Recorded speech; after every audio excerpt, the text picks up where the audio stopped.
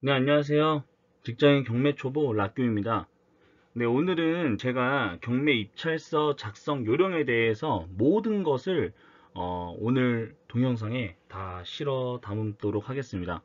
그뿐만 아니라 입찰서 작성하기 전에 경매 법정에 관련되어 있는 꿀팁도 오늘 전달해 드리도록 하겠습니다. 네, 먼저 우리가 법원에 가서 경매법정을 찾아야겠죠. 사실 처음에 가시는 분들 같은 경우는 떻게 찾아가야 될지 좀 막막한 경우가 있어요. 이런 경우에는 주차 업무나 이렇게 직원들한테 물어보면 안내를 받을 수가 있고, 또한 경매법정 안내 표지판을 보고 찾아가면 되게 쉽게 찾을 수 있습니다. 근데 하지만 요새 코로나 때문에 중앙현관 하나만 이제 오픈을 하기 때문에 중앙연관에 들어가서 경매법정을 찾아야만 하는데요. 그렇기 때문에 더더욱 안내 표지판이나 직원들에게 물어보고 찾아가면 되겠습니다. 그리고 이제 세 가지의 상황이 있는데요. 하나는 나 혼자 개인 입찰 시, 또는 내가 못 가서 나 대신 다른 누군가가 가는 대리인 입찰, 그리고 나와 지인 같이 입찰하는 공동 입찰, 이렇게 세 가지 상황이 있는데 이 세 가지 상황에 대해서 하나하나 말씀드리도록 하겠습니다. 네, 우리가 이제 경매 법정에 들어가면 지금 보시는 이 상황이 제일 많이 아마 접하시게 될 거예요. 그래서 이 화면을 이제 제일 많이 보실 거고, 가장 앞에 이제 집행관이 있는 쪽에 가시면 이렇게 서류들을 깔아놨거든요. 그래서 가서 서류들을 이제 수령을 하시면 되는데요. 한 가지 팁을 먼저 드리자면, 일단 입찰표에 금액이나 이런 숫자 같이 굉장히 중요한 부분 같은 경우는 수정을 하시면 안 돼요. 그러니까 찍찍 긋고 수정을 하시면 안 되고, 반드시 새로운 종이에다 다시 쓰셔야 돼요. 그렇기 때문에 최소한 입찰하실 물건이 한 건에 대해서는 최소 2장 또는 3장의 입찰 서류표를 꼭 넉넉하게 받아가시면 되겠습니다. 두세 장 가져가신다고 뭐라 하지 않으니까요. 넉넉하게 두세 부 정도 받으시면 되겠고요. 만약에 이제 공동 입찰이다 그러면 앞에 계신 집행관 분에게 저 공동 입찰이에요 라고 하면 아마 공동 입찰 관련된 서류를 한 장 더 주실 거예요. 그리고 이제 시간을 보시면 보통 10시에 시작을 해요. 그럼 10시에 시작하면 한 15분 정도 이제 집행관이 오늘에 대해서 안내사항을 좀 말씀을 드리게 되거든요. 그럼 10시 15분부터 한 11시 30분 사이에 이제 모든 입찰표 마감을 하는데, 특히 11시 30분이라고 정확하게 생각하시면 안 되고요. 법정마다 다르는데 11시, 뭐 11시 10분, 20분, 30분, 그러니까 11시에서 11시 반 사이에 유동적으로 이제 조금씩은 다르지만 이렇게 시간이 정해져 있기 때문에 반드시 네, 입찰 마감 시간을 확인하시기 바랍니다. 이제 두 가지 상황이 있어요. 저 같은 경우는 법원을 좀 일찍 가는 편이에요. 왜냐하면 법원을 좀 일찍 가시면 경매법정 근처에 굉장히 가까운 자리에 차를 주차를 할 수가 있거든요. 이게 10시 조금 전에 가시면 주차를 할 수가 없어요.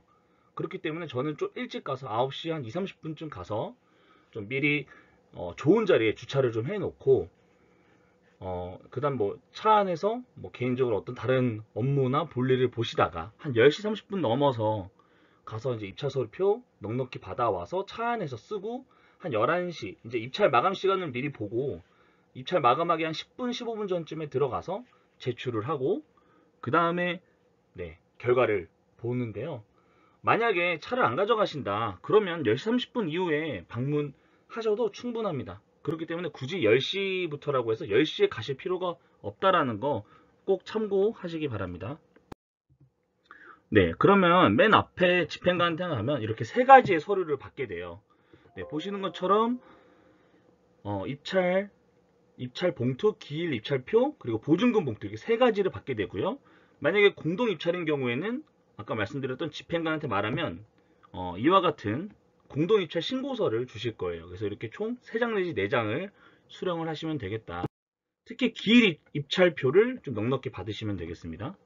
네, 이제 나 혼자 개인 입찰 시 이 상황에는 지금 방금 앞서 말씀드린 대로 기일 입찰표를 좀 한 두세 장 정도 받아서, 왜냐면 틀릴 수 있기 때문에 이렇게 기일 입찰표를 받으시고, 보시면 앞과 뒤가 있는데 저 혼자 내가 가서 직접 입찰을 한다. 그러면 앞장만 쓰시면 돼요. 자, 오늘 날짜 쓰시면 되고요. 사건 번호 쓰시면 되겠죠. 그리고 주의사항으로는 이게 예를 들어 물건 번호가 있는 경매 물건이 있어요. 이런 경우에는 물건 번호가 있으면 물건 번호에 대해서 잘 적으시고 없으면 공란으로 두시면 돼요. 근데 만약에 물건 번호가 있는 물건인데 물건 번호를 적지 않았다, 이런 경우에는 무효되거든요. 그러니까 주의해서 물건 번호가 있는지 반드시 확인하고 작성하시기 바랍니다. 자, 홍길동 이름 적고요, 전화번호 적고요, 주민번호 적고요, 제 현재 주소를 적는데, 지금 저는 이게 동으로 적었지만 보통 도로명 주소를 적으시길 바랍니다. 자, 이제 제일 중요한 게 보증금이죠. 보증금하고 입찰 가격, 이게 제일 중요해요.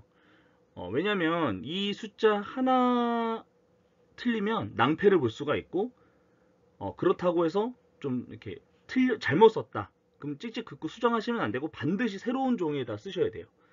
그리고 또 한 가지 팁이, 보증금액, 예를 들어 385만원짜리 수표를 하루 전에 미리 은행에 가서 정액권이 아니라 385만원, 정확하게 자신이 입찰할 물건의 최저가격의 10%를, 또는 이제 몇 번 재매각되는 경우는 20%의 보증금인 경우도 있으니까 보증금이 10%인지 20%인지 잘 확인해서 그 보증금액의 수표를 반드시 하루 전 은행에서 미리 바꿔서 준비를 하시거나, 또는 당일 아침 9시에 가셔서 미리 발행을 꼭 받으시기 바랍니다.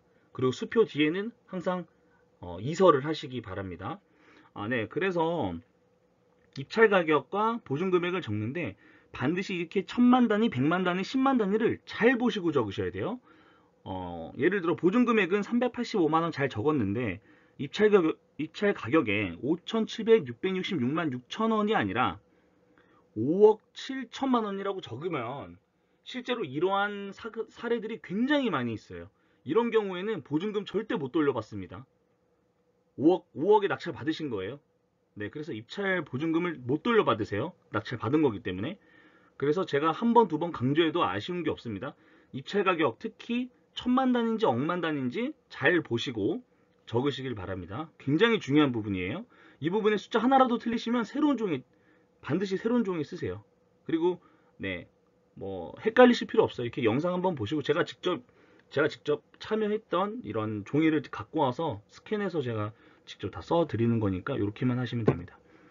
그리고 이제 보증 제공 방법에 현금 자격 수표 체크하시고 이름 적으시고 도장, 인감도장 또는 막도장 꽝꽝 찍으시면 되겠습니다. 맨 아래에 입찰자 대리인 또는 뭐 이렇게 남은 보증금 반환받았습니다. 이거는 미리 적는 이유는 제가 낙찰을 받지 못했을 경우에 바로 돈을 돌려받을 수 있는데, 이걸 적지 않으면 또 그 사람 많고 북적거리는 사이에서 체크하고 도장도 찍고 이름도 쓰셔야 돼요. 그러니까 미리 써서 제출하시길 바랍니다. 네, 만약에 저 혼자 갔을 때 입찰한다, 그럼 여기에서 모든 게 끝이 납니다. 여기까지 끝이고요. 네, 두 번째로 제가 못 가고 저 대신 대리인이 입찰하는 경우입니다. 자, 똑같이 사건 번호 적고 본인 란에다가 이제 직접 입찰에 참여하시는 분을 적고, 나 대신 가시는 분의 인적사항을 대리인에다 적고 금액 적고, 법정에 가신 분의 이름을 다시 한번 적어서, 대리인은 법정에 가신 분을 이야기하는 겁니다. 네, 그럼 이제 기일 입찰표 뒷장에 보시면 입찰자 본인은 홍길동이라는 이 대리인을 위임한다라는 위임장입니다. 그래서 이렇게 도장 찍으시고 반드시, 그러니까 락규 입찰자 본인의 인감도장과 인감증명서를 홍길동 대리인, 법정에 가시는 이 대리인한테 반드시 전달을 하고, 그 대리인은 신분증과 도장을 지참을 해서 보증금과 함께 이렇게 대리인 입찰을 하실 때 반드시 인감도장, 인감증명서가 필요하다라는 거 한 번 더 말씀드립니다. 네, 마지막으로 공동 입찰에 대해서 말씀드리겠습니다. 공동 입찰은 말 그대로 지분을 나눠서 입찰에 들어가는 경우인데요. 네, 보시는 것처럼 공동 입찰 목록 기재와 같다라고 별도 첨부했다, 이렇게 내용을 적어 두시고, 법정에 가신 공동 입찰자 중에 한 분을 이렇게 대리인이 인적사항에 적으시고 잘 도장 찍으시고, 제일 처음에 말씀드린 것처럼 집행관한테 공동입찰 한다고 하시면 이런 신고서를 주시는데 이렇게 잘 내용에 맞게 적으시면 되겠습니다. 사건 번호, 물건 번호, 날짜, 신청인 홍길동의 일명 잘 적으시고, 이걸 뒤로 돌려보시면 공동 입찰자의 이런 인적사항을 적는欄이 있습니다. 그래서 락규, 홍길동, 지분 2분의 1 이렇게 인적사항을 잘 적으시고 인간도장 잘 찍으시고요. 그래도 이 공동 입찰자인 사람이 그날 법정에 가신 분을 그래도 위임을 하신 거기 때문에 위임장도 마찬가지로 이렇게 락규라는 사람이 홍길동에게 위임을 했다. 그리고 홍길동이라는 사람도 이렇게 2명을 대표해서 홍길동이라는 사람이 왔다라는 내용을 적으시고 도장 찍고, 네, 그리고 마찬가지로 공동 입찰자인 분께 그런 인간도장과 인간증명서를 준비하셔서 가시면 되겠습니다. 방법은 어렵지 않지만 이렇게 좀 준비물 잘 보시고 가셨을 때 공동입찰하러 왔다고 하면 신고서와 유인장만 잘 적으시면 돼요. 이게 공동입찰이라고 하면 굉장히 쓰는 란이 많기 때문에 이것 또한 좀 여유 있게 좀 이렇게 입찰표나 위임장, 신고서 같은 걸 받아서 잘 적으시고, 제일 중요한 건 2번, 3번 강조하지만 금액을 가장 2번, 3번 확인하시고 잘 보셔야 됩니다. 그래서 이렇게 공동입찰을 해서 작성하시면 되겠습니다. 자, 우리가 이제 입찰 보증금 봉투를 받았어요. 이렇게 사건 번호와 물건 번호, 사람 이름을 적고, 사람 제출자라는 건 그날 법정에 가신 분, 제출하시는 분, 그분의 이름을 적는 겁니다. 도장 찍고요. 앞에 있는 분에는 인이 있는 곳에도 도장을 찍고요. 뒷면을 봤을 때 인이 또 있죠. 이렇게 2군데다가 도장을 찍으면 되겠습니다.